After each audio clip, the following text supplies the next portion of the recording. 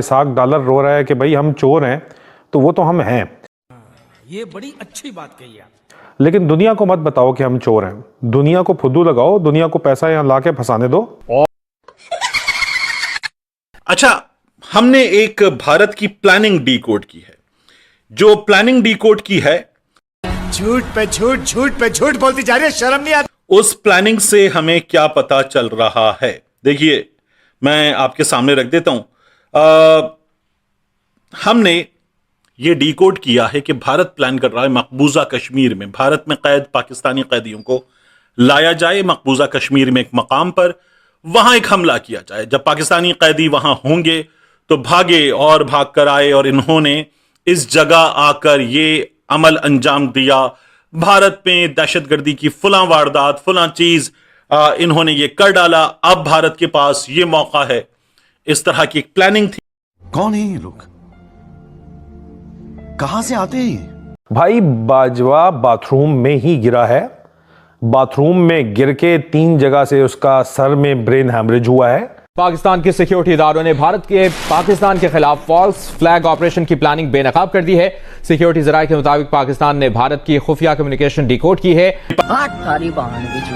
पाकिस्तान के खिलाफ false flag operation की मंसूबाबंदी भारत कर रहा है और कैदियों को रिहा करने का मंसूबा है।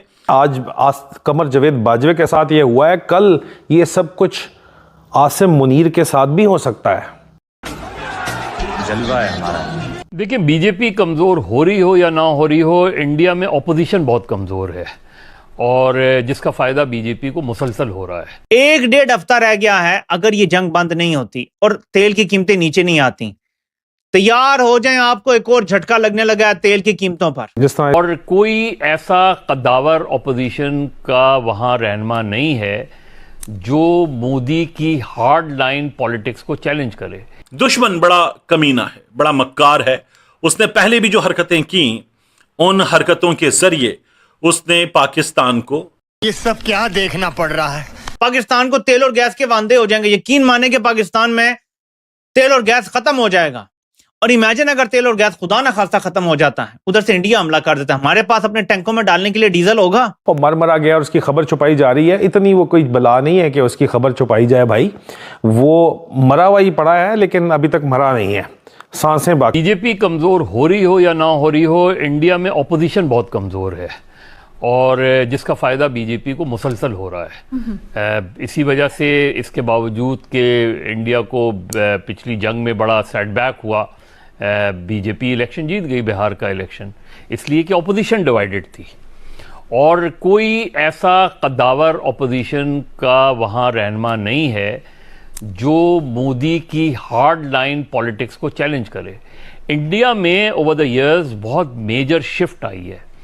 इंडिया रिवायती तौर पे प्रो पैलेस्टीनियन हुआ करता था। कांग्रेस की जब हुकूमत होती थी, कांग्रेस की बुनियादी पॉलिसीज़ में पैलेस्टीनियन के कॉज को सपोर्ट होती थी। आज की पॉलिटिक्स में, इंडियन पॉलिटिक्स में, ये बिल्कुल मुख्तलिफ चीज़ है। बीजेपी ने हेट इतना फैला दिया है कि जिस हेट को अब आप देखें कि इतना शदीद वहाँ माशी बहरान है इस वक्त इंडिया में, लेकिन इंडिया में एंटी गवर्नमेंट कोई मूवमेंट चलती हुई नज़र नहीं आ रही। लोग उस तरीके से सड़कों पे नज़र नहीं आ रहे। उस तरीके से वहाँ जो है जिस तरह गवर्नमेंट को हिला दिया जाता है वो नहीं नज़र आता। फिर रिवायती तौर पे इंडिया और ईरान के ताल्लुकात हमेशा अच्छे हुआ करते थे। जो इंडिया ने प्रो इजराइल पोजीशन ली है, उसके बाद इंडिया में जो है ईरान के साथ ताल्लुकात में कशीदगी बढ़ गई, उसमें बड़ी है।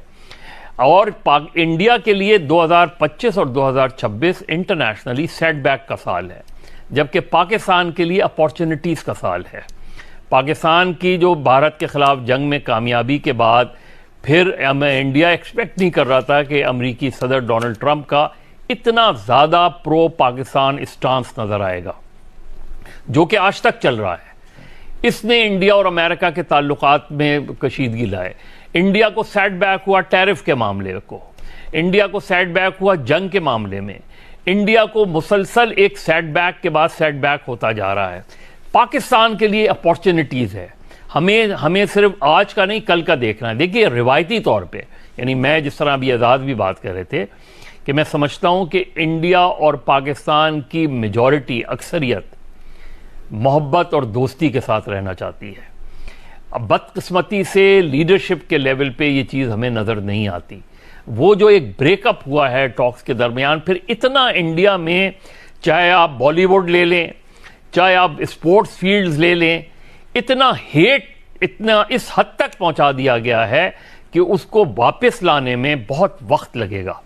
अब ये सिर्फ उस सूरत में हो सकता है कि इंडिया के अंदर, इंडिया की जो अपोजिशन है, जो रवायती तौर पे इस तरह के स्टांस नहीं लिया करती थी जो आज बीजेपी ले रही है, वहां की अपोजिशन और फिर उनकी डोमेस्टिक जो वो प्रॉब्लम्स हैं, उसके खिलाफ अगर इंडिया की अपोजिशन खड़ी होती है, कोई कद्दावर लीडर होता है। अब बहुत से लोगों का ख्याल है कि प्रियंका जो है वो आगे जाके इंडिया की फ्रंट लाइन लीडर बन सकती हैं, लेकिन क्या वो मोदी की पॉलिटिक्स ऑफ एक्सट्रीमिज्म को या एक्सट्रीमिज्म को काउंटर कर पाएंगी और उसको अवामी सतह पे हिमायत मिल पाएगी? इतनी महंगाई और उसके बावजूद भी ये सबसे बड़ा इम्तिहान होगा। तो डोमेस्टिकली मीडिया के लेवल पे जो चैनल्स बहुत ज़्यादा हेट फैला रहे थे, वहाँ थोड़ा सा मॉडरेशन थोड़ा सा हमें नज़र आता है। वह बाथरूम में ही गिरा है, बाथरूम में गिर के 3 जगह से उसका सर में ब्रेन हैमरेज हुआ है।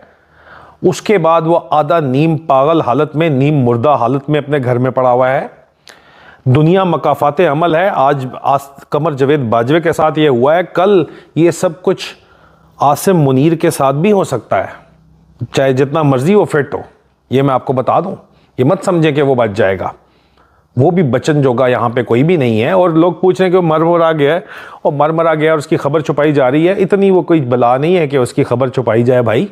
वो मरा हुआ ही पड़ा है, लेकिन अभी तक मरा नहीं है, सांसें बाकी हैं, मशीनों के ऊपर चल रहा है, घर में पड़ा हुआ है अपने। मरने का इंतज़ार बहुत से लोग कर रहे हैं, कुछ तो अफसोस होता है कहते हुए, दवाएं भी कर रहे हैं, लेकिन हकीकत यह है कि वो अभी एक जिंदा लाश की हालत में अपने घर के अंदर पड़ा हुआ है। और जो उसको देखता है वो तौबा तौबा करता है, तौबा तौबा करता है। आसिम मुनीर अभी तक उसको देखने नहीं गया, हालांकि आसिम मुनीर के घर के सड़क पार करते ही सामने, आर्मी हाउस के बिल्कुल सामने कॉर्नर प्लाट, नेशनल क्लब, ये जो है नेशनल पार्क रोड और गॉफ रोड के संगम के ऊपर उसका घर है, आर्मी हाउस के ऑपोजिट, राइट ऑपोजिट। अगर आसिम मुनीर उसकी हालत देख ले जाके, उसको सिर्फ आसिम मुनीर ने वो बुकेज भिजवाए हैं फूलों के, उसकी जगह अगर खुद जाके देख ले तो उसको पता चल जाए कि कल आसिम मुनीर जो बददुआएं समेट रहा है उसका भी ये हाल हो सकता है। दुनिया मकाफाते अमल है। मुशर्रफ भी इसी दौर के अंदर था, यहीं से गया, लेकिन उसने फिर भी थोड़ा वक्त निकाल लिया। बाजवे के साथ जो हो रहा है और कल आसिम मुनीर के साथ होगा, वो भी हम देखेंगे। खुदा ने अपनी खुदाई भी तो दिखानी है ना यार। देखिए